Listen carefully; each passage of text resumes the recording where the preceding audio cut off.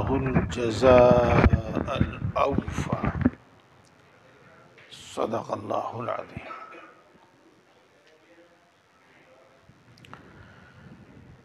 محترم بزرگوں اور دوستو، پہلے میں آپ سے ایک بات پوچھنا چاہتا ہوں،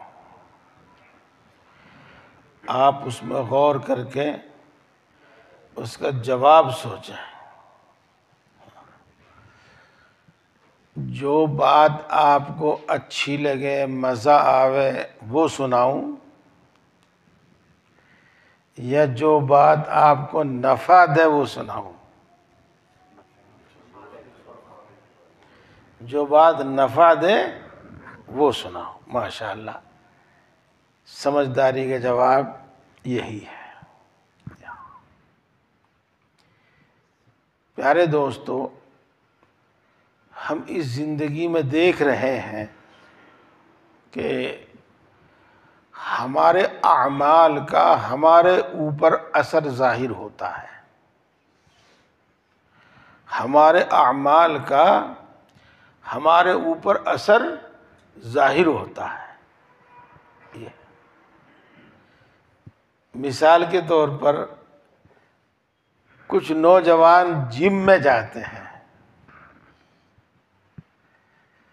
تو جم میں بھی وہ جو ورزش کرتے ہیں، ایکسرسائز کرتے ہیں، اس کا اثر ان کے جسم پر ظاہر ہوتا ہے۔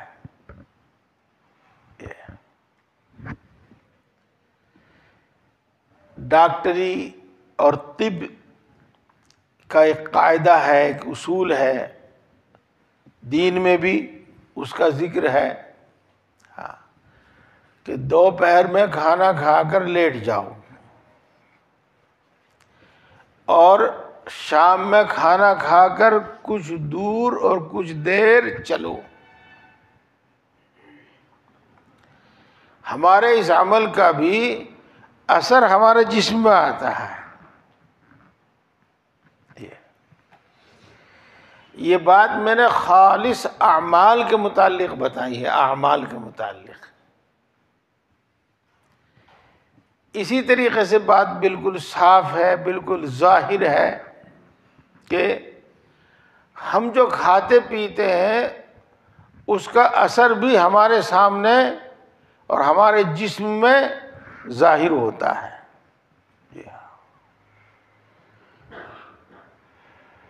جن لوگوں کے جسم میں گرمی ہے، خون میں حدت ہے، ان کو کہا جاتا ہے ٹھنڈے پانی سے نہاؤ،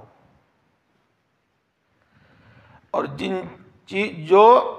جن کے مزاج میں ٹھنڈ ہے، سردی ہے، ان کو کہا جاتا ہے گرم پانی سے نہاؤ، انڈا کھاؤ۔ تو ہمارے اعمال کا اثر ہمارے جسم پر ظاہر ہوتا ہے، اور یہ چیزیں آنکھوں سے دیکھنے میں آتی ہیں، یعنی مشاہدہ ہے، آنکھوں سے دیکھنے میں آتی ہے۔ میرے دوستو، اللہ تبارک و تعالیٰ نے ہمیں جن جن کاموں کا حکم دیا، اللہ کے رسول صلی اللہ علیہ وسلم کی زبانی دیا، یعنی حدیثوں میں وہ حکم موجود ہے، یا قرآن پاک کے ذریعے دیا،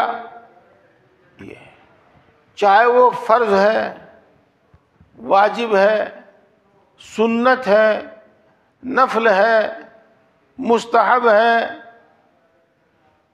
اس سے بھی نیچے درجے کا ایک ہے جو کہتا ہے کہ کر لو تو افضل ہے، نہ کرو تو کوئی حرج نہیں ہے۔ تو ان تمام اعمال کا اثر بھی ہماری زندگی میں آتا ہے، یہ یقین کیجیے گا، یہ یقین کیجیے گا۔ اور اللہ تبارک و تعالیٰ کے فیصلے آخرت میں تو بالکل صرف اور صرف اعمال اور ایمان کے مطابق ہوں گے، لیکن اس دنیا میں بھی جو فیصلے اللہ تبارک و تعالیٰ کے ہوتے ہیں وہ ہمارے اعمال اور ایمان کے مطابق ہوتے ہیں۔ ہمیں وہ سزا سڑک پر کسی حادثے میں ملے، ہمیں وہ سزا اپنے گھر میں بیٹھ کر ملے، وہ سزا کسی انسان کے ذریعے سے ملے، یا کسی آسمانی اور قدرتی حادثے سے ملے، ملتی ہے۔ اسی طریقے سے وہ نفع ہمیں چاہے تجارت کے ذریعے ملے، چاہے ملازمت کے ذریعے ملے، چاہے کسی اور ذریعے سے ملے، وہ اعمال کا نفع ہمیں ملتا ہے۔ دوستو، میری یہ بات آپ کی سمجھ میں آئی کہ نہیں آئی؟ آئی، ہاں۔ اس لیے بزرگوں اور دوستو، جن اعمال کی تعلیم ہمیں دی گئی ہے، جو بات ہمیں سکھائی گئی ہے، یعنی اللہ اور اس کے رسول صلی اللہ علیہ وسلم نے ہمیں سکھایا ہے، اس کا فائدہ ہے، ہماری زندگی میں اس کا اثر لازمی طور پر ہے۔ نیک اعمال کا اثر اچھا لازمی طور پر ہے، اور برے اعمال کا اثر برا اور تکلیف دینے والا وہ ہمارے لیے ہے۔ من عمل صالحا فلنفسه ومن اساء فعليها،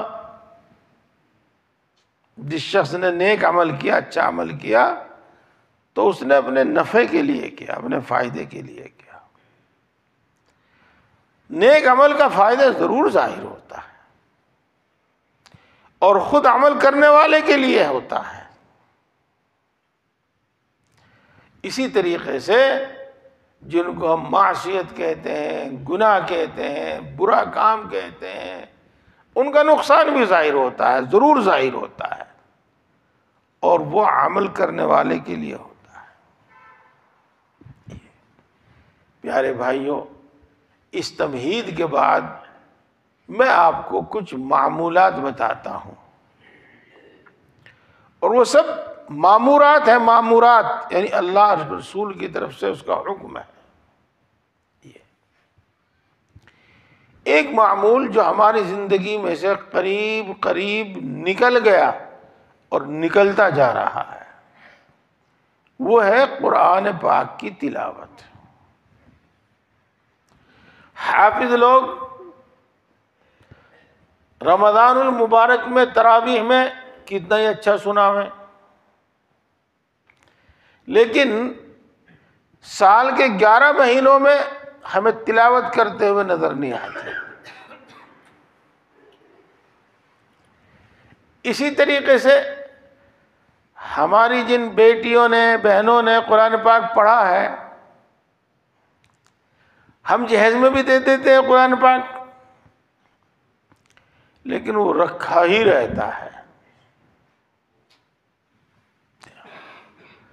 ہمارے بھائی بھی بہت سے اور بہت بڑی تعداد میں ماشاءاللہ علماء کی محنت سے، مکاتب کے اثرات سے بہت بڑی تعداد میں ہم ناظرہ قرآن پاک پڑھے ہوئے ہیں،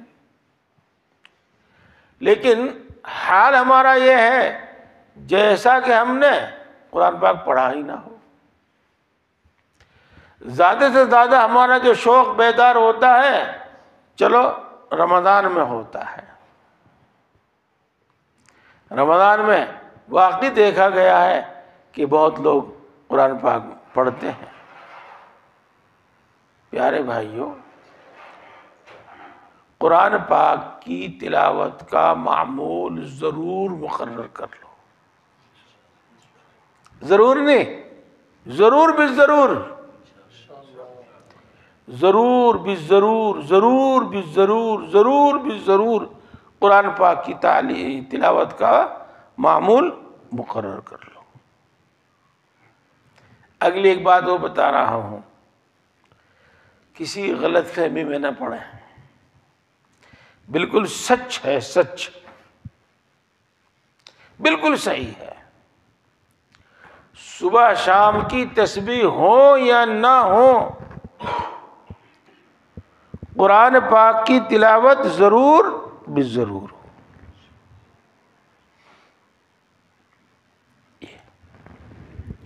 میرے دوستو، جب یہ بات سمجھ میں آ گئی مثالوں سے، مشاہدے سے، کہ ہمارے اعمال کا اثر ہمارے اوپر آتا ہے،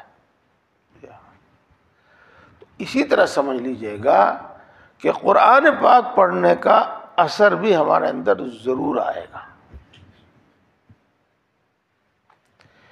اور قرآن پاک پڑھنے کے، تلاوت کرنے کے کوئی ایک یا دو یا چار فائدے نہیں ہیں، بلکہ اس کے بہت سارے فائدے ہیں، بہت سارے فائدے ہیں۔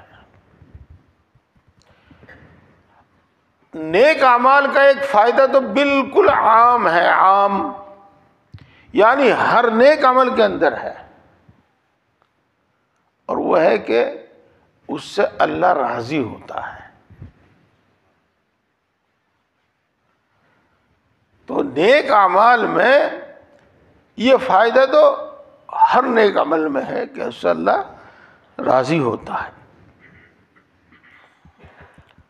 اور اس کے علاوہ دوسرے فائدے بھی ہیں کچھ،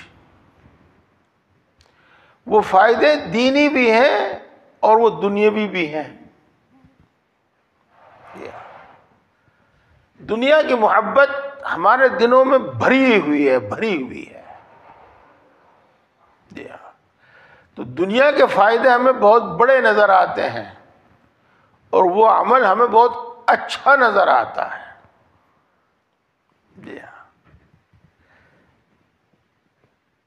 چلیے بات ذرا لمبی ہو جائے گی، میں نے اشراق کی وقت تک ہی میں ختم کر دیتا ہوں۔ قرآن پاک کا ایک فائدہ ہے ہدایت۔ قرآن پاک اللہ تبارک و تعالیٰ نے اسی واسطے نازل کیا ہے۔ ہدایت کے معنی علماء کرام تو کتابوں میں الگ الگ الفاظ میں بیان کرتے ہیں، میں اس کے معنی یہ بتایا کرتا ہوں کہ دین کی صحیح سمجھ۔ ہدایت کے معنی ہے دین کی صحیح سمجھ۔ تو قرآن پاک پڑھنے سے صحیح سمجھ عطا ہوتی ہے، صحیح سمجھ عطا ہوتی ہے، اور یہ اللہ رب العزت کا سب سے بڑا انعام ہے، سب سے بڑا انعام ہے۔ آپ ماشاءاللہ دھیان سے سن رہے ہیں، ہاں، جو لوگ گردن جھکائے ہیں وہ بھی شاید گردن جھکا کر اور زیادہ توجہ سے سن رہے ہیں، لیکن میں درمیان درمیان میں کچھ بولتا رہتا ہوں، دھیان دیجیے، توجہ سے سنیے۔ دنیا میں سب سے بڑی نعمت ہدایت، اور مرنے کے بعد سب سے بڑی نعمت مغفرت ہے۔ اس زندگی میں ہدایت سے بڑی کوئی نعمت نہیں، اور موت کے بعد مغفرت سے بڑی کوئی نعمت نہیں۔ تو قرآن پاک کی ایک تاثیر، قرآن پاک کی ایک خاصیت، قرآن پاک پڑھنے کا، تلاوت کرنے کا ایک فائدہ، وہ ہے دین کی صحیح سمجھ۔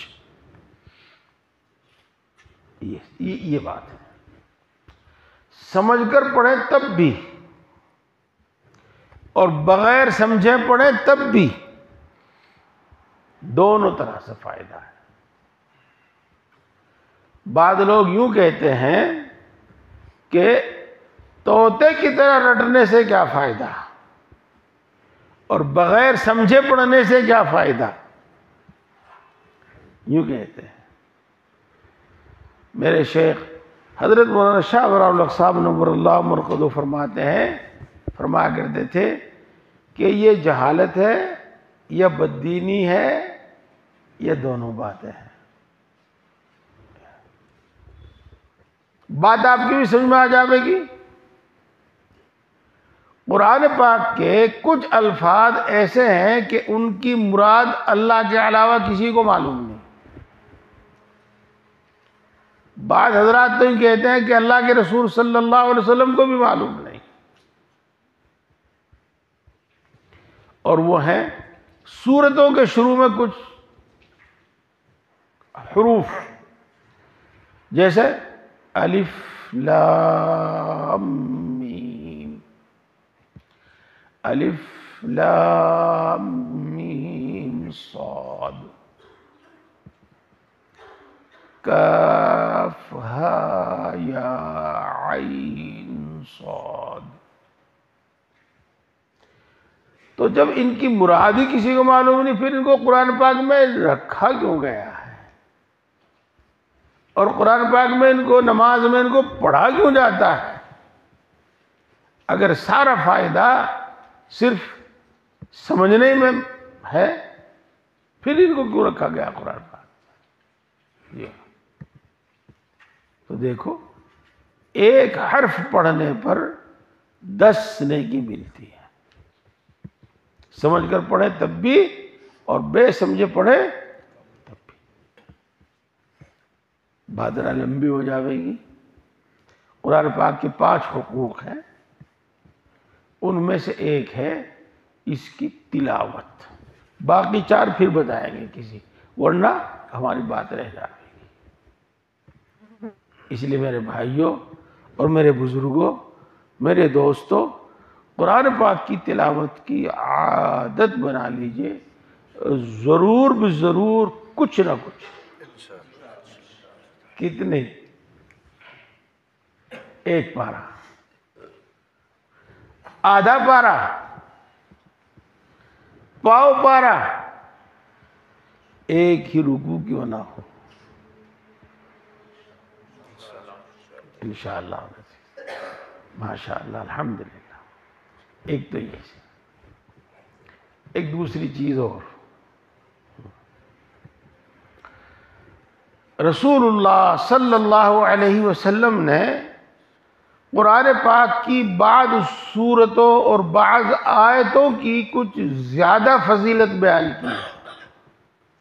ایک تو پورے قرآن پاک کی فضیلت ہے، اور ایک ہے بعض خاص سورتوں کی فضیلت.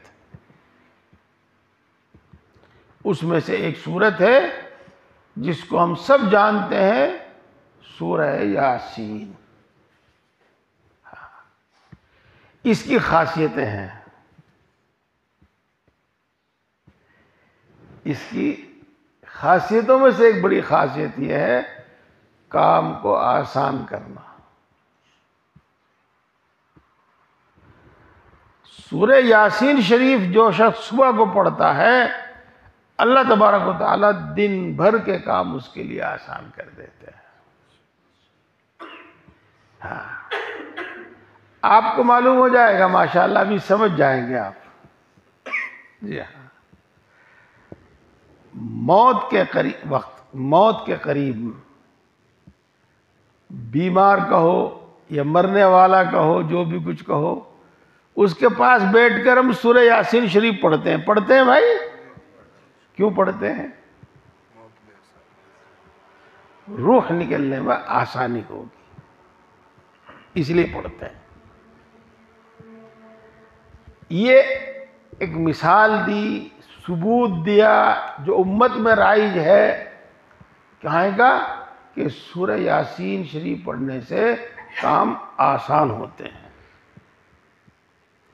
اور رسول اللہ صلی اللہ علیہ وسلم نے ایک دوسرے موقع پر سب کاموں کے آسان ہونے کے لیے بتایا ہے. تو دوسرا معمول ہم سب کا ہونا چاہیے کہ سورہ یاسین شریف پڑھ لیا کریں. چاہے فجر کی نماز سے پہلے پڑھ لیا کریں، چاہے فجر کی نماز کے بعد پڑھا کریں، لیکن سورہ یاسین شریف بھی پڑھا کریں۔ یہ قرآن پاک ہے، قرآن پاک کا دل ہے۔ جو فائدے قرآن پاک پڑھنے کے ہیں وہ سب فائدے سورہ یاسین شریف پڑھنے کے ہیں، اور اس کے ساتھ مزید کچھ فائدے ہیں۔ ان میں سے ایک ہے دن بھر کے کام آسان ہو جانا۔ اب تو ایک عادت ہو گئی ہے، موقع بے موقع، محل بے محل ہے، سلام مصافحہ کے بعد فوراً دعا کی درخواست کرتے ہیں۔ چلو خیر، جو کچھ ہے، دعا کی درخواست کرنا نیک لوگوں سے یہ سنت بھی ہے، رسول اللہ صلی اللہ علیہ وسلم کا طریقہ بھی ہے، وہ تو اپنی جگہ پر ہے۔ جیسے دوسروں سے دعا کی درخواست کرتے ہیں، ایسے خود ہم کچھ اعمال کریں، خود بھی کسی اعمال کے پابند۔ محض دعا کرنے سے یا محض دعا کرانے سے سب کچھ نہیں ہو جاتا، اپنے عمل کی بھی اس میں بڑی ضرورت ہے، اپنے عمل کا بھی اس میں بڑا دخل ہے۔ دن بھر ہم لوگ اپنے دنیاوی کام کاج کے واسطے مارے پھرتے ہیں، تو اللہ کے وعدے کے مطابق صبح کو سورہ یاسین شریف پڑھو تو اللہ کے وعدے کے مطابق انشاءاللہ دن بھر کے کام آسان ہو جائیں گے۔ جو حضرات حفظ کیے ہوئے ہیں ٹھیک ہے ماشاءاللہ، اور جو حضرات ناظرہ پڑھتے ہیں کچھ دنوں میں انشاءاللہ ان کی بہت رواں ہو جاوے گی، اور اگر وہ کوشش کریں تو حفظ بھی کر سکتے ہیں، اور حفظ کے بعد پھر یہ پڑھنا آسان ہو جاتا ہے۔ اگر بیٹھ کر ہی پڑھ سکتے ہیں ہم تو چلتے چلتے بھی پڑھ سکتے ہیں، گاڑی میں بیٹھ کر پڑھ سکتے ہیں۔ یہ دو کام ایسے ہیں جن میں آپ بعض یوں کہہ سکتے ہیں کہ جی میں تو قرآن پاک پڑھا ہوا نہیں ہوں، بعض آپ یوں کہہ سکتے ہیں کہ میں سورہ یاسین شریف یاد نہیں ہے۔ تو جن کے قرآن پاک یاد نہیں، قرآن پاک پڑھے ہوئے نہیں، سورہ یاسین شریف پڑھے ہوئے نہیں، سورہ یاسین شریف یاد نہیں، ان کے لیے بھی بہت فائدہ مند، بہت مفید ہیں کچھ صورتیں، اور وہ ہیں ہر نماز کے بعد، اور چاہے یوں کہا جاوے ہر نماز کے بعد، چاہے یوں کہا جاوے ہر فرض نماز کے بعد، ان سب کا مطلب یہ ہوتا ہے کہ جن نمازوں کے بعد سنتیں ہیں، نفل ہیں، ان سب سے فارغ ہو کر پھر یہ عمل کیا جائے۔ ہاں، فرض پڑھ کر باقی سنتوں میں تاخیر کرنا، اس سے یہ مکروہ ہے۔ اسی واسطے لمبی دعا بھی نہیں ہے، فرض کے بعد مختصر دعا ہے، اور پھر سنت نفل ہے۔ بلکہ عصر میں، فجر میں تو کچھ لمبی دعا ہوتی بھی ہے، باقی 3 اوقات میں لمبی دعا نہیں ہوتی۔ یہ سب سنتوں سے، نفلوں سے فارغ ہو کر ایک بار پڑھو کرو آیت الکرسی، ایک بار قل هو اللہ احد، جس کو ہم سب جانتے ہیں سورہ اخلاص اس کا نام ہے، ایک بار قل اعوذ برب الفلق، جی، اور ایک بار قل اعوذ برب الناس۔ یہ 4 سورتیں کہہ لیجئے گا آپ ان کو، 3 سورتیں اور ایک قرآن پاک کی بڑی آیت، آیت الکرسی، یہ پڑھ لیا۔ مجھے امید ہے یہ تو سبھی کے یاد ہوگی۔ ان کے پڑھنے کا فائدہ کیا ہے؟ آیت الکرسی کے بارے میں تو یہ آتا ہے کہ جو شخص ہر نماز کے بعد آیت الکرسی پڑھتا ہے تو اس کے جنت میں داخل ہونے میں مرنے کی دیر ہے، جس کو ہم اپنے سادے سے الفاظ میں یوں کہہ سکتے ہیں کہ مرتے ہی جنت میں جائے گا۔ اور باقی 3 سورتیں یہ تو دیکھو ان کی فضیلت بہت ہے، اکثر و بیشتر وقت تنگ ہو جاتا ہے، اس لیے ایک آدھ بات ہی ضروری بات بتائی جا سکتی ہے۔ رسول اللہ صلی اللہ علیہ وسلم کے دشمن بہت تھے، آپ کو زہر بھی دیا گیا، آپ پر جادو بھی کیا گیا، اوپر سے پتھر ڈال کے آپ کو قتل کرنے کی بھی کوشش کی گئی۔ رسول اللہ صلی اللہ علیہ وسلم ان سب دشمنوں سے حفاظت کے واسطے بہت سی دعائیں پڑھا کرتے تھے جو حدیثوں میں موجود ہیں۔ لیکن حدیث پاک میں آتا ہے کہ جب یہ صورتیں نازل ہوئی تو آپ نے دوسری دعاؤں کی عادت اور معمول چھوڑ کر ان صورتوں کو پڑھنا شروع کر دیا۔ تو دیکھو سب سے بڑا فائدہ یہ ہے کہ یہ سنت ہے، یہ سنت ہے۔ کچھ اور فائدہ ہماری سمجھ میں آوے یا نہ آوے، بلکہ کوئی فائدہ ظاہر ہو یا نہ ہو، کہ جب یہ عمل سنت ہے تو بس ہمیں اسی نیت سے اس کو کرنا چاہیے۔ دوستو، کچھ حدیث میں ذکر کیے گئے ہیں فوائد، کچھ بزرگوں کے تجربات سے ثابت ہیں۔ ان سب کا حاصل خلاصہ یہ ہے کہ یہ صورتیں پڑھنے سے جسمانی بیماریوں سے بھی شفا ملتی ہے اور جسمانی بیماریوں سے بھی حفاظت ہوتی ہے، اور جادو ٹونا ٹوٹکا ان سب چیزوں سے بھی حفاظت رہتی ہے، جس کو ہم کہتے ہیں نا نظر لگنا، نظر بد نظر لگنا، ان سے بھی حفاظت رہتی ہے، اور دشمنوں سے بھی حفاظت رہتی ہے، دشمنوں سے بھی حفاظت رہتی ہے۔ اس واسطے اس کی عادت بنا لی جائے، اور ضرور بضرور بنا لی جائے، اس میں سستی اور غفلت نہ کی جائے۔ ایک حدیث پاک میں تو آیا ہے کہ نمازوں کے بعد تین بار پڑھا جائے۔ ایک حدیث میں آیا ہے صبح شام تین بار پڑھا جائے۔ ایک حدیث پاک میں آیا ہے ہر نماز کے بعد ایک بار پڑھا جائے۔ تو میں نے آپ کو کم سے کم مقدار بتائی، ایک مرتبہ صبح شام، جیسے فجر کی نماز کے بعد اور مغرب کی نماز کے بعد کو تین مرتبہ پڑھ لیا۔ چلتے ہوئے بھی پڑھ سکتے ہیں، بیٹھ کر بھی پڑھ سکتے ہیں۔ ایک جگہ بیٹھ کر اطمینان سے پڑھنے کا فائدہ یہ ہے کہ دھیان اور توجہ رہتی ہے، اور چلتے ہوئے بھی پڑھ سکتے ہیں کہ پڑھنا نہ پڑھنے سے بہرحال بہتر ہے، لیکن راستے میں کسی کو کچھ بولنا پڑ جاتا ہے، کسی کو کچھ بتانا پڑ جاتا ہے، کسی سے ملاقات ہوتی ہے تو بات چیت میں لگ جاتے ہیں، بیٹھ کر پڑھ لو، نہیں تو چلتے چلتے بھی پڑھ سکتے ہیں۔ یہاں آپ یہ کہہ سکتے ہیں کہ جو لوگ ان صورتوں کو پڑھتے ہیں وہ بھی بیمار ہوتے ہیں، وہ بھی تکلیفوں میں مبتلا ہے۔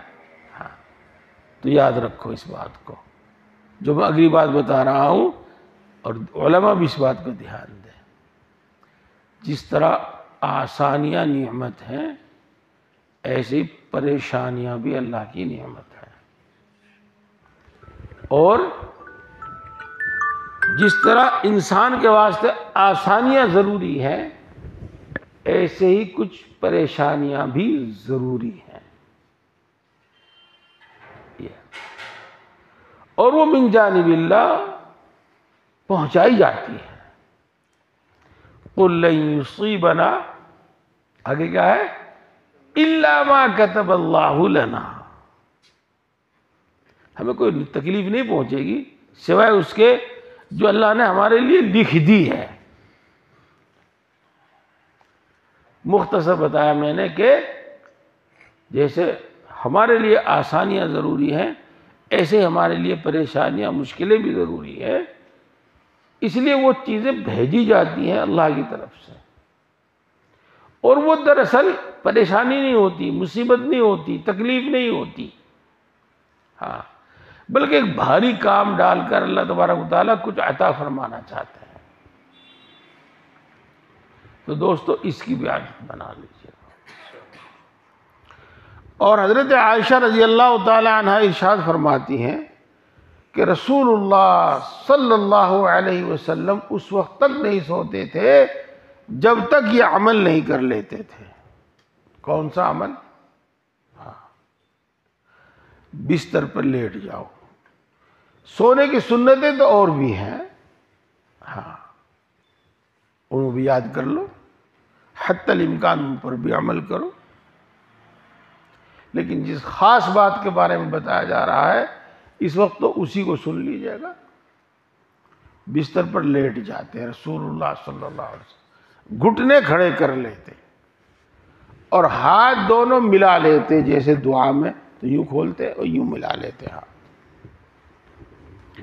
ایک بار قل هو اللہ احد، ایک بار قل اعوذ برب الفلق، ایک بار قل اعوذ برب الناس پڑھتے، اپنے دونوں ہاتھوں پر دم فرما لیتے اور پھر پورے جسم پر پھیرتے، اور 3 مرتبہ اسی طرح کرتے۔ اس کے بعد آیت الکرسی پڑھتے، اور اس کے بعد سورہ بقرہ کی جو آخری آیتیں ہیں، آمن الرسول بما انزل الیہ من ربہ والمؤمنون، سورت کے ختم تک ان کو پڑھتے ہیں۔ یہاں بھی میں عرض کر دوں اس کے فائدے کیا ہیں۔ اس کا بڑا فائدہ یہ ہے کہ یہ عمل سنت ہے، اور فائدے وہی ہے جو آپ کو بتائے گئے۔ بات میں ختم کر رہا ہوں، اور بات اچھی طرح ذہن نشین ہو جاوے، اور جس مقصد کے واسطے بات اس وقت کی گئی ہے وہ بات اچھی طرح ذہن نشین ہو جاوے۔ میں ان صورتوں میں سے ایک صورت کا ترجمہ کرتا ہوں، صرف ترجمہ، اس سے آپ کو معلوم ہو جاوے گا کہ واقعی یہ معمول کتنا مفید ہے، کتنا فائدہ مند ہے۔ قل اعوذ برب الفلق، اے محمد صلی اللہ علیہ وسلم آپ اس طرح کہا کریں، آپ یہ کہا کریں، کیا کہا کریں؟ صبح کے مالک کی حفاظت میں آتا ہوں۔ قل اعوذ برب الفلق، صبح کے مالک، صبح کرنے والے کی حفاظت میں آتا ہوں۔ من شر ما خلق، تمام مخلوق کے شر سے، انسان بھی مخلوق، جنات بھی مخلوق، ہوائیں بھی مخلوق، بارشیں بھی مخلوق، پہاڑ پتھر بھی اللہ کی مخلوق، سب چیز۔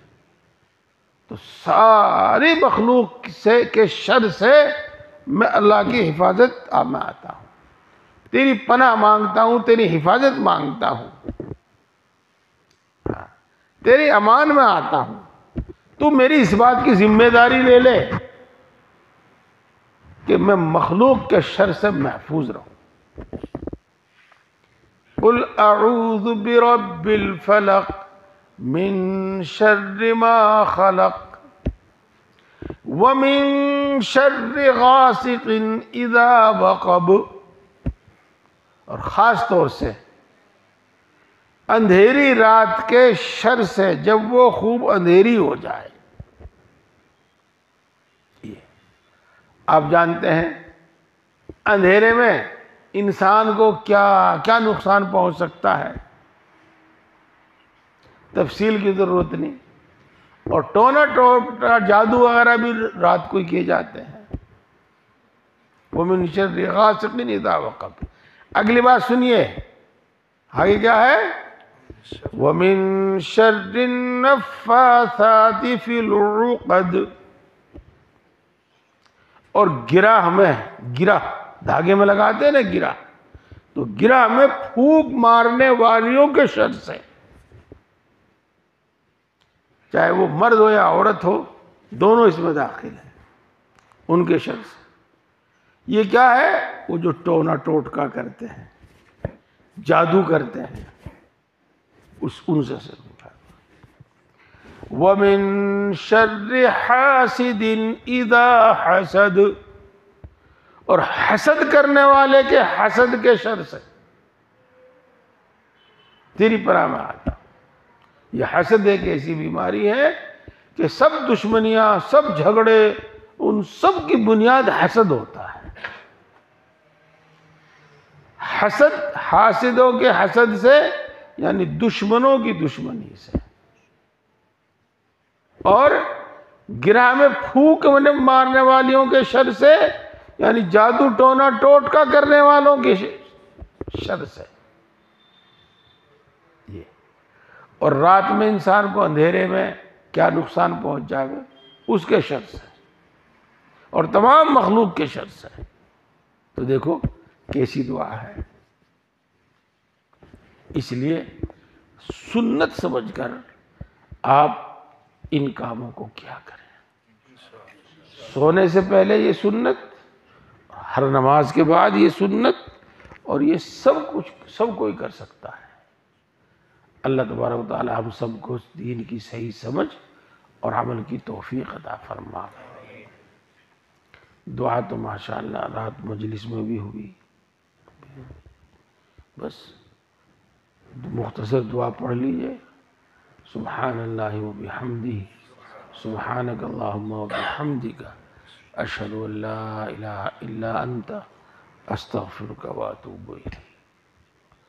جن حضرات کا وضو ہے، اللہ الجزاء۔